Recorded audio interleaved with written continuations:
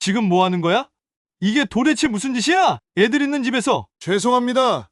진짜 죄송합니다. 당신 이러지 마. 왜 이렇게 오늘 일찍 들어와서 이러는 거야? 얘기 좀 들어봐. 얘기는 무슨 얘기야? 애들 있는 집에서. 이게 사람이 할 짓이야? 엄마 뭐야? 그 아저씨 누구야? 지호야, 지수야 방에 들어가 있어. 이건 어른들 문제야. 지호야, 지수야, 엄마가 잠깐만 인사라도. 됐어. 옷 입고 당장 나가. 그리고 다시는 이 집 문턱 넘지 마. 그날 우리 집은 아무 소리 없이 무너졌습니다. 안녕하세요. 사연 나팔수를 찾아주셔서 너무 감사합니다. 오늘은 가난한 집에서 태어나 어릴 때 어머니의 불륜으로 어머니가 집에서 쫓겨나고 그 불륜의 현장에서 받은 충격과 어려운 가정 형편과 학교에서 친구와 주변에서의 멸시도 극복하여 결국 서울아산대학병원에서 정형외과에서 과장으로 근무하는 박지호 과장의 이야기입니다. 사연을 전하기 전에 부탁 말씀을 드리겠습니다. 아직 구독자가 1,000분이 되지 않아 많은 어려움을 겪고 있습니다. 먼저 구독과 좋아요 해주시면 저희가 사연을 제작하는데 정말 큰 힘이 됩니다. 감사합니다. 사연을 시작하겠습니다. 어릴 적 우리 집은 늘 어수선했습니다. 밥상은 제때 차려지지 않았고 싱크대에는 설거지가 산처럼 쌓여 있었으며 거실엔 언제나 먼지가 내려앉아 있었습니다. 어머니는 깔끔하지도 다정하지도 않은 분이셨습니다. 동생이 아파도 잠깐 자면 괜찮아진다고 말하셨고 제가 시험을 망쳐와도 그냥 그래 한마디로 넘기셨습니다. 그렇다고 학대를 하신 건 아니었습니다. 그냥 자식에게 큰 관심이 없는 듯한 분이셨습니다. 어린 저와 동생은 그런 분위기에 익숙했고 엄마란 건 그냥 그런가 보다 하고 자랐습니다. 아버지는 시내버스 정비소의 반장이셨습니다. 말이 적고 손은 거칠었지만 저희를 챙기려 늘 애를 쓰셨습니다. 하지만 집안 분위기 속에서 아버지의 노력도 늘 공기처럼 희미하게 묻혔습니다. 그러던 어느 날이었습니다. 비가 얇고 길게 내리던 평일 저녁, 아버지가 예고도 없이 평소보다 2시간 일찍 퇴근하셨습니다. 그날따라 현관문이 열리는 소리가 이상하게 무겁고 조용하게 들렸습니다. 아빠 왔다 하고 인사하려던 그 순간 아버지는 신발도 벗지 않은 채 안방 문을 열었습니다. 그리고 그 안에서 들려온 소리는 저희 가족의 마지막 숨소리였습니다. 야, 뭐 하는 거야? 아버지의 목소리는 낮고 떨렸습니다. 엄마는 반쯤 벗겨진 차림으로 낯선 남자의 옆에서 이불을 움켜쥔 채 고개를 들지 못했습니다. 그 남자는 당황한 얼굴로 바지를 추스르다 아버지의 주먹을 그대로 맞고 쓰러졌습니다. 다음 장면은 너무 빨리 지나갔습니다. 어머니는 머리가 흐트러진 채로 끌려 나왔고 아버지는 어머니를 현관 밖으로 쫓아냈습니다. 신발도 못 신은 채 젖은 발로 바닥에 주저앉은 엄마가 울며 말했습니다. 애들 앞에서 이러지 마. 애들한테 인사라도 하게 해줘. 하지만 아버지는 말없이 문을 닫고 철컥하고 2번 문을 잠그셨습니다. 그날 밤은 아무도 밥을 먹지 않았고 TV도 켜지 않았고 서로의 얼굴도 보지 않았습니다. 아버지는 소파에 앉아 담배를 피웠습니다. 창문을 열어놓은 채 하나 둘 셋 불빛과 연기만 반복되었습니다. 동생은 제 무릎에 얼굴을 묻고 훌쩍였고 저는 그 작은 어깨를 토닥이며 생각했습니다. 우리 집이 지금 조용히 무너지고 있구나. 아무도 소리 지르지 않지만 이게 바로 집이 사라지는 소리구나. 그날 이후 우리는 엄마라는 단어를 집 안에서 꺼내지 않았습니다. 말을 하지 않아도 모두가 알았습니다. 그 사람은 다시는 돌아오지 않는다는 것을. 어머니가 집을 나간 날 이후 아버지는 한동안 말을 잊은 사람처럼 살았습니다. 출근은 했지만 입은 굳게 다물어졌고 퇴근 후엔 늘 거실 한쪽에 앉아불 꺼진 텔레비전만 바라보셨습니다. 아버지는 시내버스 정비소의 반장이셨습니다. 후배들을 잘 이끌고 손기술도 뛰어난 분이셨습니다. 하지만 그 사건 이후 작은 정비 실수를 몇 번 겹치셨고 퇴사에서는 결국 반장 자리에서 물러나 달라는 통보를 받았습니다. 그날 밤 아버지는 소리 없이 울었습니다. 담배를 피우던 손이 떨리고 왼손으로 얼굴을 감싸 쥐며 숨죽인 울음을 터뜨리셨습니다. 저는 그 모습을 몰래 보고 처음으로 아버지가 남자가 아닌 그저 외로운 사람이라는 걸 알게 되었습니다. 집안 살림은 눈에 띄게 엉망이 되었습니다. 냉장고엔 김치만 남았고 주방엔 늘 하얀 쌀 대신 편의점 도시락 봉투가 쌓여 있었습니다. 빨래는 며칠씩 널어져 있었고 바닥은 점점 먼지로 흐려졌습니다. 겨울이 다가오자 동생은 얇은 점퍼 하나로 학교에 갔고 저는 늘 아침에 양말짝을 맞추느라 바빴습니다. 가장 힘들었던 건 학교였습니다. 소문은 빠르게 퍼졌습니다. 저의 엄마가 남자랑 바람났대. 저의 아빠는 맨날 술만 마시고 밥은 안 먹는데. 처음엔 쳐다보기만 하던 아이들이 점점 멀어졌고 하굣길엔 교문 뒤편에서 기다리던 녀석들에게 책가방을 뺏기고 머리채를 당하기도 했습니다. 불륜년 자식이 무슨 공부를 하냐, 그 말 한마디에 모든 게 멈췄습니다. 집에 와서도 말하지 않았습니다. 아버지는 이미 무너져 있었고 동생은 그런 저를 보고 또 말없이 울었습니다. 그 시절 우리 가족은 식탁에서 말 대신 침묵을 나눴고 밥 대신 절망을 씹으며 하루를 견뎠습니다. 그러던 어느 날이었습니다. 퇴근한 아버지가 낯선 여인과 함께 집에 들어섰습니다. 그녀는 검은 머리를 단정하게 묶고 손에는 고무장갑과 보온 도시락을 들고 있었습니다. 말이 없고 표정도 없던 그 여인. 첫 인상은 엄마보단 식당 이모님 같았습니다. 이분은 오늘부터 우리와 함께 여기서 지낼 거다. 아버지의 말에 저와 동생은 동시에 일어났습니다. 왜요? 우린 엄마 필요 없어요. 더러운 여자 또 데려오는 거예요? 그녀는 아무 말 없이 그 자리에 가만히 서 있다가 조용히 고개를 숙이고 부엌 쪽으로 걸어갔습니다. 그리고 바닥에 떨어져 있던 김치국 그릇을 조용히 주워 행주로 닦았습니다. 그녀는 아무 말도 하지 않았지만 이상하게 그때 집 안에 미세하게 무거운 공기가 바뀌는 걸 느꼈습니다. 처음이었습니다. 누군가 이 집의 지저분한 바닥을 직접 손으로 닦은 건 제 기억으로 처음으로 기억합니다. 그날 밤 저는 그 여인이 낯설고 불쾌했지만 이상하게도 한편으론 아주 잠시 조금 편안해졌다는 느낌이 들었습니다. 그 여자는 처음부터 엄마라는 말도 하지 않았고 우리를 이해해보려 하지도 않았습니다. 그저 조용히 부엌으로 들어가 찬장 문을 열고 쌓인 그릇을 꺼내 씻기 시작했습니다. 물도 나오지 않던 싱크대 앞에서 고무장갑 하나 끼고 기름때가 덕지덕지 낀 프라이팬을 묵묵히 문질렀습니다. 우리는 그녀를 대놓고 미워했습니다. 아침에 일어나 식탁에 밥이 차려져 있어도 안 먹어요. 하고 방문을 닫았고 학교에서 돌아와 간식이 놓여 있어도 입도 대지 않고 그대로 버렸습니다. 동생은 가끔 울먹이며 말했습니다. 우리 엄마는 돌아올 수 없을까? 저는 그런 동생을 끌어안고 말했습니다. 우리 엄마? 그런 거 없어.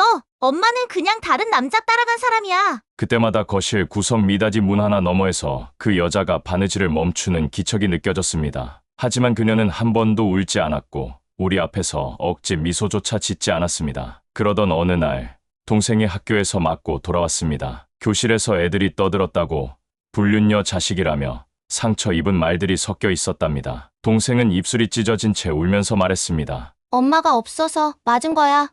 우리 집이 이상해서. 그 말을 들은 그녀는 잠시 아무 말도 하지 않았습니다. 그러고는 동생의 손을 잡고 그대로 학교로 향했습니다. 우리는 놀랐습니다. 소심하고 조용하던 여자가 학교 정문으로 들어가더니 교장실 문을 열고 동생을 괴롭힌 아이들 부모와 선생 앞에서 조용히 말했습니다. 얘네는요, 잘못한 게 없습니다. 저희 집안이 어렵고 상처가 많고 부끄러운 일도 있지만 아이들한테까지 상처 주시면 안 됩니다. 그리고 자신이 만든 수제 도시락을 선생님 책상 위에 내려놓고 말했습니다. 앞으론 점심도 제가 직접 싸우겠습니다. 혹시 반찬이 부족하면 저를 혼내주세요. 애들 말고요.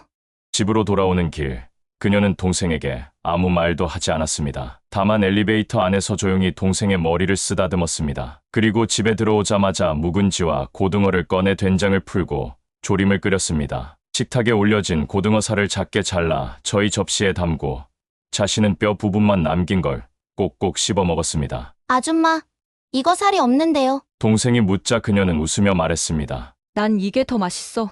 그 순간 무언가 이상했습니다. 우리를 엄마라 부르라고 강요하지도 않고 말로 설명하지도 않았던 사람이 가장 큰 마음을 주고 있다는 것을 우리는 처음으로 느꼈습니다. 그녀는 엄마가 아니었습니다. 하지만 우리는 그때 처음으로 살아있는 누군가에게 보호받고 있다는 느낌을 진짜로 처음으로 받았습니다. 그녀는 여전히 말이 없었습니다. 아침이면 식탁에 밥이 차려져 있었고 퇴근한 아버지의 옷은 말끔히 빨아 널려 있었으며 동생이 소리 내울어도 그녀는 다정하게 달래지도 차갑게 나무라지도 않았습니다. 그저 아이들을 자신의 그림자처럼 따랐습니다. 중학교 3학년이던 저는 수학시험에서 30점을 맞았습니다. 친구들은 학원에 다니고 과외를 받고 집에서 문제집이 쌓여있는 가운데 저는 아무것도 받지 못했고 밤마다 혼자 책상 앞에 앉아 눈을 부비며 선생님의 수업을 기억하며 책과 노트를 뒤져 공부를 하였습니다. 그렇게 한다고 공부에 큰 도움이 되지 않았습니다. 그걸 지켜보던 그녀는 어느 날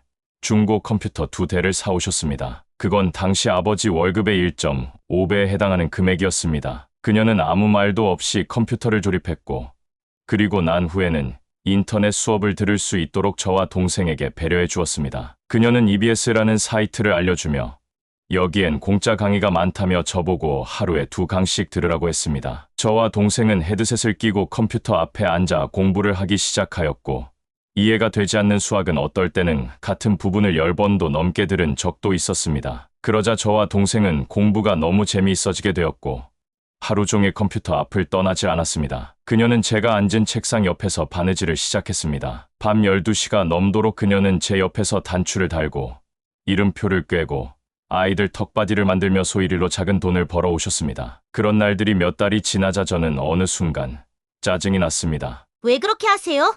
엄마도 아니잖아요. 그렇게까지 안 하셔도 돼요. 말을 뱉고 나서도 저는 외면한 채 책상만 바라보았습니다. 그녀는 아무 말도 하지 않았습니다. 그리고 조용히 바느질바늘을 천 위에 놓고 방으로 들어가 문을 닫았습니다. 그날 밤 화장실에 가기 위해 일어나던 저는 거실을 지나며 작은 신음소리를 들었습니다. 방 안불은 꺼져 있었고 창가 쪽에서 울적이는 울음소리가 조용히 새어나왔습니다. 불도 켜지 않고 불평도 하지 않고 그저 어두운 방 안에서 혼자 소리 없이 우는 그 사람. 그 모습은 저에게 처음으로 죄책감이라는 감정을 안겨주었습니다. 며칠 뒤 동생이 아줌마, 생일 언제예요? 라고 물었습니다. 저는 대답하지 못했고 아버지도 고개를 떨궜습니다. 그러자 그녀는 작은 수첩을 꺼내 이름 없는 날짜 옆에 적힌 글씨를 보여주었습니다. 정민이 생일 6살. 작은 글씨로 정민이, 엄마가 너무 많이 미안해.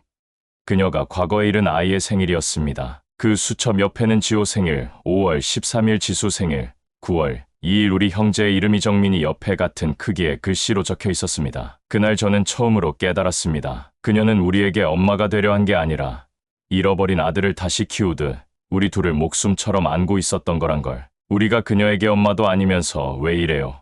그렇게 말할 때마다 그녀는 자신의 죽은 아이에게 상처 입듯 가슴이 찢어지고 있었다는 걸. 그녀는 그날 밤 이후에도 여전히 웃지 않았고 아무 말 없이 밥을 차렸습니다. 하지만 저는 그날 이후 그녀를 처음으로 엄마라는 시선으로 바라보기 시작했습니다. 고등학교 입학식 날이었습니다. 아버지는 새벽 출근이라 함께 가지 못했고 저는 혼자 교문 앞에 서 있었습니다. 친구들은 부모님과 손잡고 사진을 찍고 있었고 꽃다발을 안고 웃고 있었습니다. 저는 괜찮다고 생각했지만 막상 교실로 들어가자 가슴 어딘가가 비어있는 듯한 기분이 들었습니다. 수업이 끝나고 돌아오니 식탁 위엔 손편지가 놓여 있었습니다. 입학 축하한다. 오늘은 미역국 말고 내가 좋아하는 참치김치찌개 끓여놨다. 늘 말은 못하지만 너를 응원하는 사람이 여기 있다는 것만 기억해줘.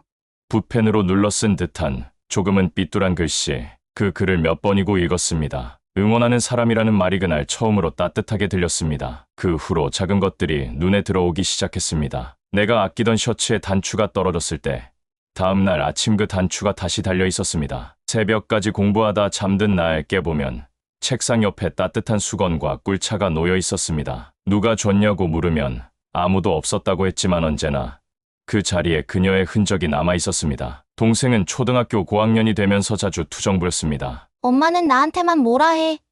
형한텐 안 그러면서. 그럴 때면 그녀는 말없이 웃고 뒤돌아 방으로 들어가 작은 일기장에 무언가를 쓰곤 했습니다. 어느 날 저는 우연히 그녀의 일기장을 보게 됐습니다. 지수는 요즘 예민하다. 그 나이 땐 다 그렇다. 화내지 않게 조심해야지. 내가 엄마는 아니지만 상처는 절대 주지 말아야지. 그 한 문장을 본 순간 그동안 무심코 흘려보낸 그녀의 행동 하나하나가 가슴을 꾹꾹 눌러왔습니다. 그 해 여름 저는 학교 성적표를 들고 집으로 돌아왔습니다. 1등은 아니었지만 전교 5등이라는 성적표를 손에 들고 나는 이걸 누구에게 먼저 보여줄까 생각했습니다. 그리고 저도 모르게 부엌에서 양파를 썰고 있던 그녀를 불렀습니다. 나 전교 5등이에요. 그녀는 놀란 눈으로 고개를 들고 말없이 웃었습니다. 그런데 그 순간 칼질하던 손의 양파 대신 손가락이 베이고 말았습니다. 피가 뚝뚝 떨어졌지만 그녀는 웃은 채 말했습니다. 진짜. 우와 지호야. 너 진짜 멋지다. 그렇게 말하면서 얼굴에는 한박꽃이 피었지만 눈에서는 눈물을 글썽이었습니다. 그 말 한마디, 그녀가 활짝 웃는 모습, 그녀의 두 눈의 기쁨과 감격으로 흘러내린 눈물은 제 인생에서 가장 깊은 칭찬이었습니다. 그녀는 그날 밤 조용히 아버지 옆에 앉아 처음으로 이런 말을 했습니다. 지호, 정말 잘 컸죠? 저 아이, 나중에 큰 사람 될 거예요. 정말 훌륭하게 자라줄 거예요. 그날 저는 몰래 그 말을 들었습니다. 아무도 모르게 방문 너머에서. 그리고 저는 처음으로 그녀가 내게 준 건 밥이나 옷이 아니라 사람답게 살 기회였다는 걸 알았습니다. 그녀는 아직도 엄마라는 말 안 해도 괜찮아라고 말합니다. 하지만 저는 그 이후로 무언가 필요할 때마다 무심코 이렇게 부르게 되었습니다. 엄마, 이것 좀 같이 봐주세요. 엄마, 오늘은 제가 밥할게요. 엄마, 내일 면접인데 꼭 기도해 주세요.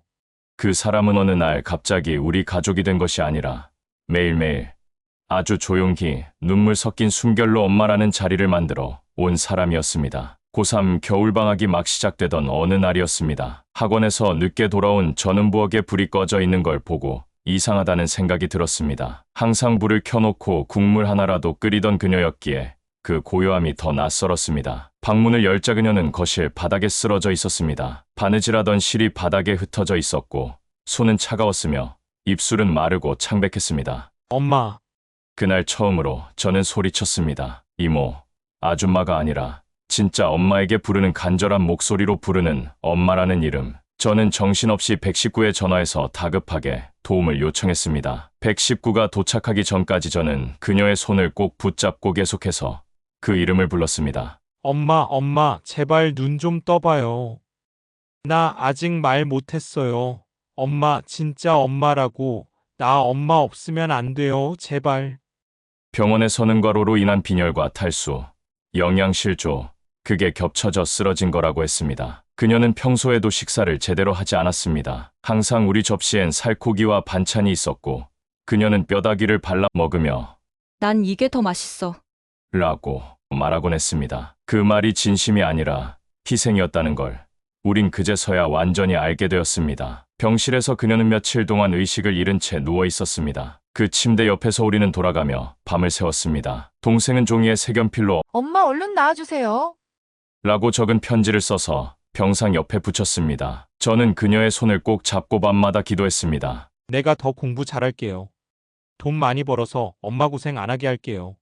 그러니까 제발 이름도 안 불러본 이 사람을 이제야 엄마라고 부른 저를 버리지 마세요. 3일 후 그녀는 천천히 눈을 떴습니다. 그리고 흐릿한 시선으로 저를 바라보며 가늘게 입을 열었습니다. 지호야, 너 울었니? 저는 그 말에 더 이상 참지 못하고 고개를 숙였습니다. 엄마 너무 늦게 불러서 미안해요.